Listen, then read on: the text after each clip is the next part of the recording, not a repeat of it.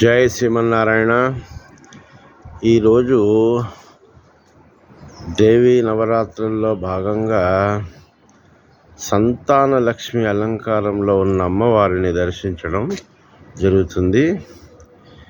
ఈ విధంగా సంతాన లక్ష్మి అలంకారంలో ఉన్న అమ్మవారిని దర్శించడం వల్ల సంతానానికి సంబంధించిన గ్రహదోష బాధలతో బాధపడుతున్న భక్తులకు విముక్తి లభిస్తుందని, చతుర్భుజాలతో దర్శనమిస్తున్న అమ్మవారు 2 చేతుల్లో పద్మాలను, మరో 2 చేతులతో వరద అభయ హస్తాలతో దర్శనమిస్తున్న అమ్మవారిని దర్శించుకోవటం వల్ల అన్ని రకాల బాధల నుంచి విముక్తి లభిస్తుందని మన జ్యోతిష శాస్త్రాలు, ఆగమ శాస్త్రాలు చెబుతున్నాయి.